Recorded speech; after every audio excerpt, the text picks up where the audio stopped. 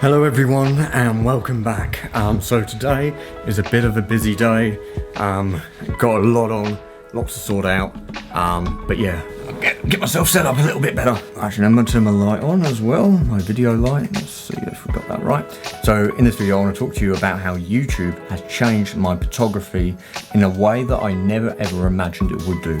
If you're new to this channel and you've never seen my work before, and you're wondering what am I talking about, why did YouTube change my photography?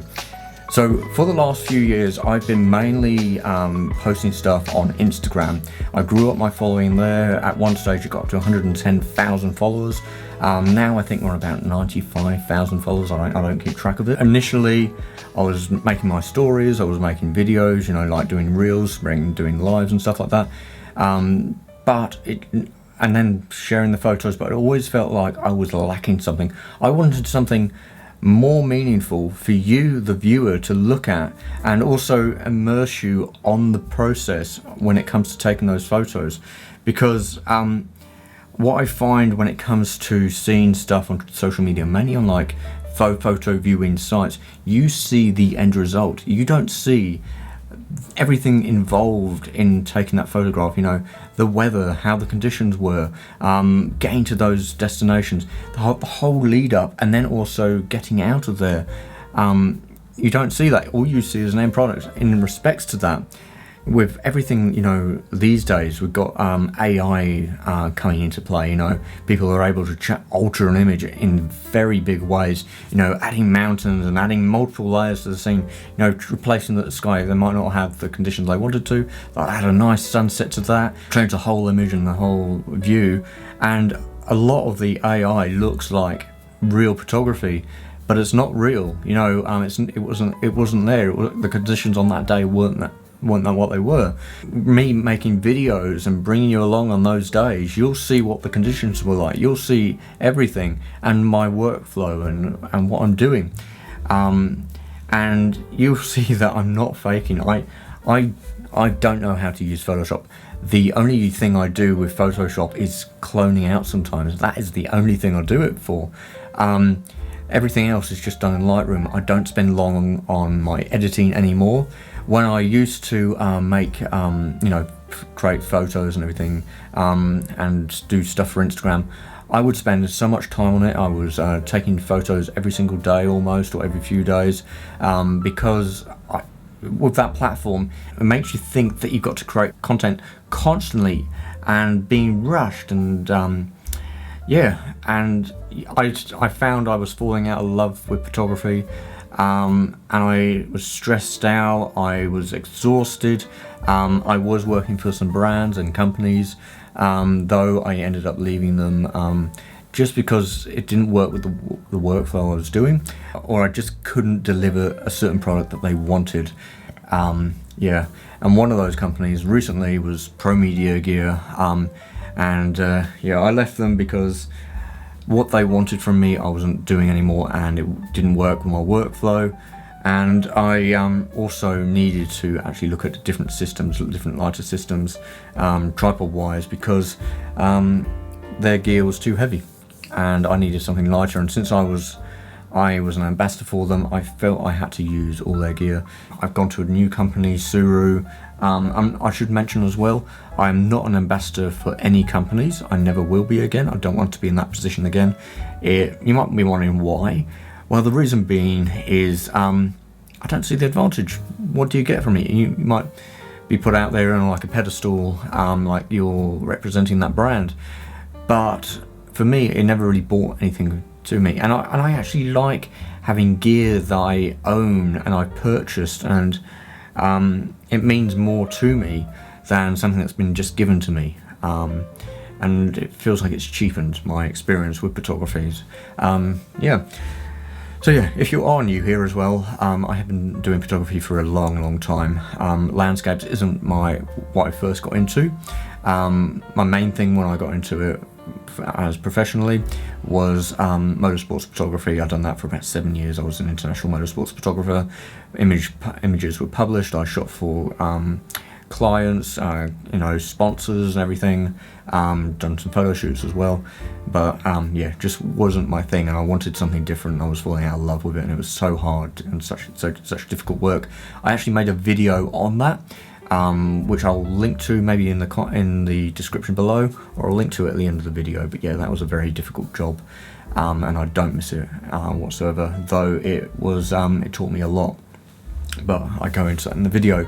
So yeah, with YouTube, at first I thought it was going to be easy. You know, I thought YouTube making videos would basically, you know, get your phone out, stand in front of it and just talk and then say about what you're doing, and that would be the end of it. But as I found out very, very quickly, it was more than that. You know, it was learning about storytelling, and I'm learning about that even now. I look back at some of the videos that I created earlier on this year, and I look to what I'm doing now, and I'm going, even going back 6 months, and I'm going at it going, why did I include that? Why did I talk about that? Why didn't I include this element? And also how important music choice is. Some music works, some doesn't. I'm constantly downloading music and sort of updating my catalogue of music.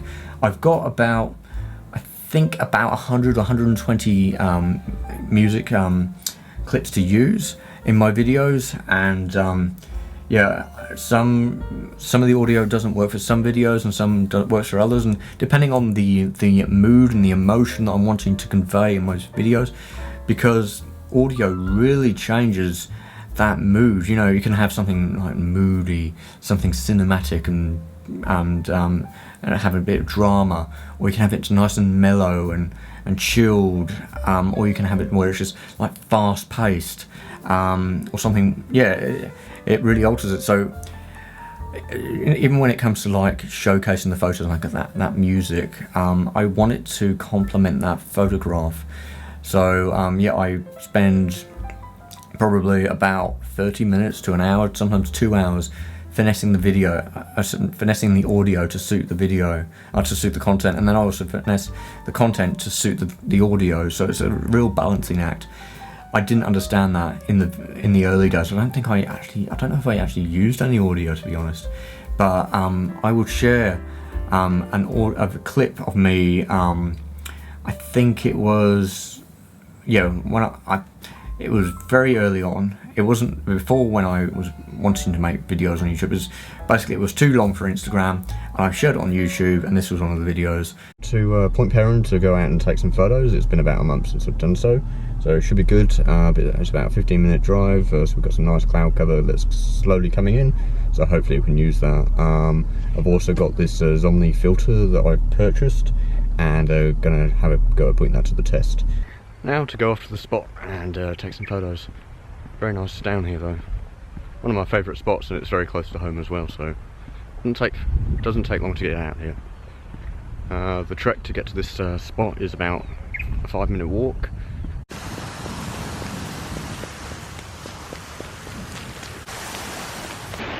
I'm not sure what we're going to do with the light. It might fade out. I'm going to expose, basically do a neutral exposure, so basically expose the whole image, maybe overexpose the sky a little bit. Also got a little bit of detail in the foreground. Should be good. Anyway, I'm going to take some photos now.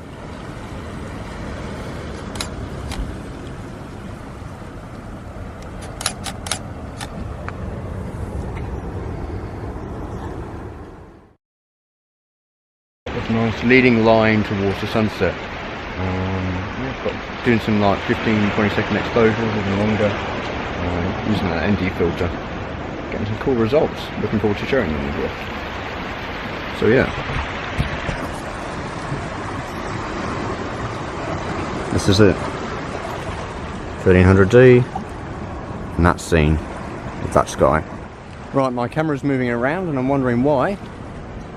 Turns out I've got an octopus that's on it, as you can see. Now that was definitely unexpected.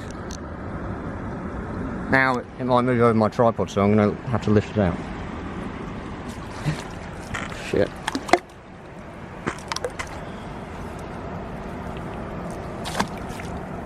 So now to head home, get something to eat, and yeah.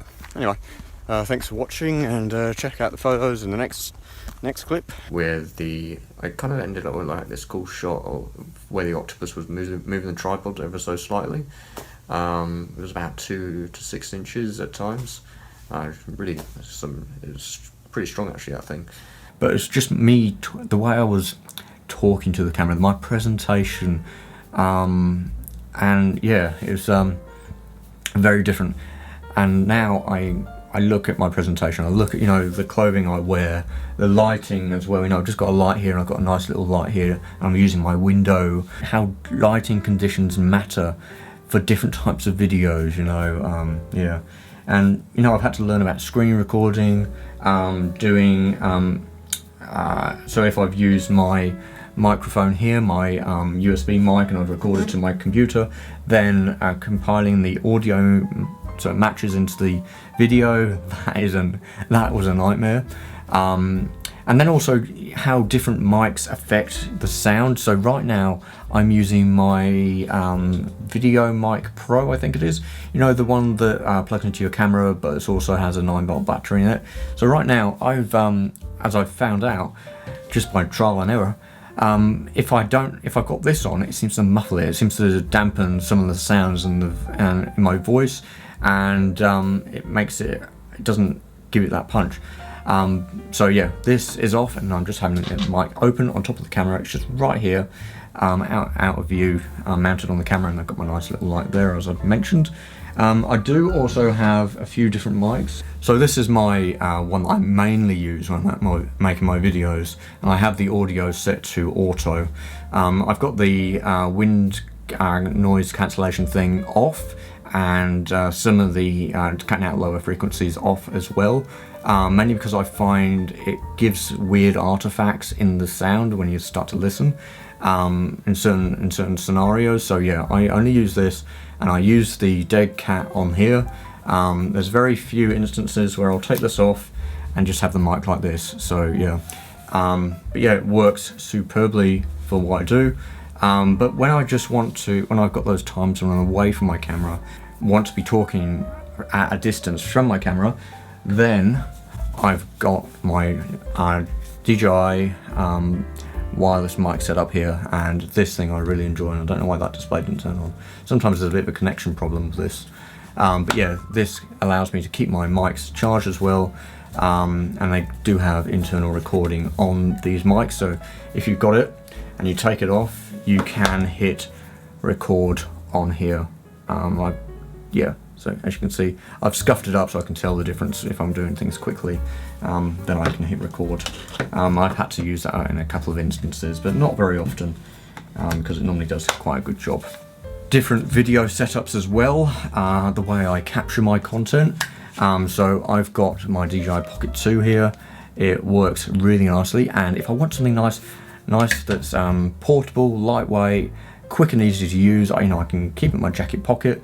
But yeah, this is superb, and I love using this. I'm probably going to be using it more next year, trialing it out, because what's going to be happening is I will be moving to England sooner than I expected, because things have changed in the last few weeks, and I will be moving to England around October time in 2024. So looking forward to that one. I'm going to be able to do so much more photography, so much more work, yeah, and the variety as well. It's just going to be immense. So when I first go over, I'm going to be taking my camera kit, and I'm going to be taking this with me. I need to keep everything nice and small, and I do have a new filter system that is on its way, and I'll make a video on that and the reasons why I went for it, and what's going to happen with my old filter system. I bought this DJI Air 2S for creating my videos, so I can do some drone work where the drone follows me. I don't really know how to use it that well. I'm pretty bad in that sense, but this is also really good for some drone photography. So yeah, I'm really wanting to go up to Shark Bay. I don't know if I'll be able to book a plane. You've got to have certain numbers for them to make it viable for them. So I think I'm just going to head up there with my drone. I love this thing. But I do also have my Mini 2 right here. This is a superb little drone. I've had it since it was released. This is actually, I've never done a pre-order on a DJI product before, but this was one of them. And I've had this drone ever since, and it's still going, still working strong. Yeah, never crashed it to the point of breaking it anyway. It has had a few little knocks here and there. But yeah, it's a superb little drone, and I think I'm going to take this out more and more because it's just so lightweight, and I need to create more B-roll for my stuff, you know, getting different angles and perspectives and showing the landscape from up higher above, walking through your shot sometimes, or just going at a wide shot and having yourself going through the scene. Doesn't work all the time. Doesn't convey it. So I go to, which is dead quiet and so peaceful. The last thing I want to do is send my drone up. But I think I might have to, just to convey that story, and then I'll, you know, just a couple minutes, get that footage, bring it down, and then go back to being, you know, nice and sensible and cautious on my surroundings. So yeah. But what I have also found is, if I haven't already mentioned this because I've done a few takes of this, is that we've actually, I've got my mic on. I have got the mic on. I wasn't sure if I turned that back on. It'd be bad if I get to like this. We're about 15 minutes in and I forget that I haven't recorded. I'd actually done a take earlier and I forgot to turn the mic on. So yeah, it would just choose the built-in mic on the camera, which wouldn't have been ideal. But yeah, with my editing, making my videos, so my workflow when it comes to making my videos, I offload the footage onto my laptop over here, and you know, this actually comes out with me when this is my editing laptop, this is my main computer for all my work. So when I get home, I put it on this dock here, I connect it up to my system, and I can edit off of my BenQ monitor right here, just swivel you around. So yeah, I can edit off my calibrated monitor. This is made for photography. My voice is starting to go a little bit as well. I've done a few takes and quite long ones. I just want to get this right, and yeah, I felt like in my last one I didn't talk enough, I didn't specify stuff. I think I glossed over a lot of things as well. But yeah, YouTube is also very physically demanding. A normal person, when they're going out and taking photos, when they're not doing videos, they can basically leave the car park and go to where they want to be and take those photos from that destination. Me making videos, you get from that destination, you start walking, then you go back to get your camera because you've just done that bit of B-roll, then you go up forwards, you set up the camera for that bit of for that shot where you may be walking to it, so then you have to walk back and then towards it, and then you're also doing a lot of back and forth, and then trying to work out where to put the camera. There's been times I've been trying to put my camera down this is why I use a cheap tripod. I'm just going to grab that tripod. This is my tripod I use. This is made by Newer, just a cheap aluminium tripod. I paid about $80 or $90 for this off of eBay.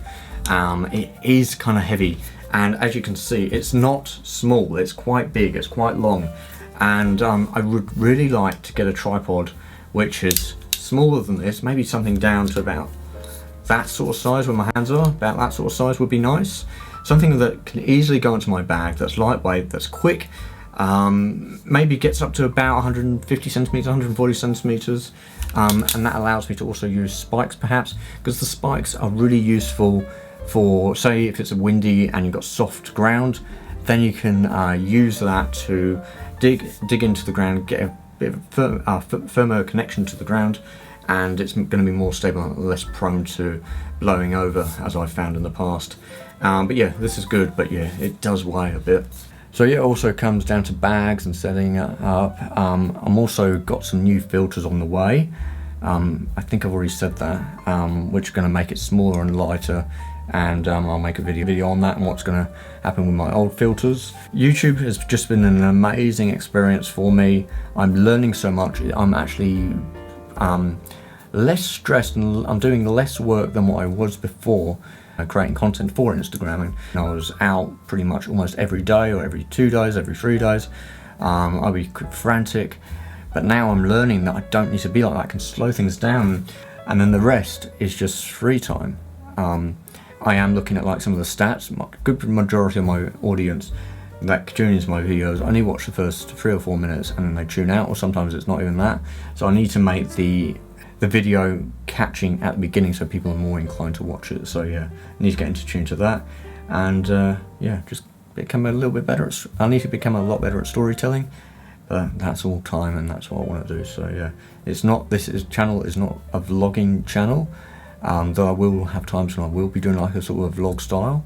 I want this channel to be more about storytelling and bringing you along on that adventure, and bringing you, basically making you feel like you're there with me. Oh yeah, and another thing as well, I'll bring this on, is how important it is to be looking at the lens and not the display, because the display, yeah, it just doesn't work. And I actually had some of you message me on Instagram and send stuff in the comments that I should look at the lens, and looking at the lens, it definitely changes things and makes you feel more connected. And I have watched videos where some YouTubers are looking at a teleprompter sort of thing, so they know their script. I don't use a script, this is just free-flowing, and yeah, but yeah, I've seen them and it just looks really weird and you wonder what they're looking at, and yeah, but yeah, looking at the lens is far better. It's more connecting, it feels more inclusive. So yeah, anyway, I better let you go. I've got some stuff to do. So yeah, anyway, I'm Simon, and I look forward to seeing you in the next one. Okay, bye for now.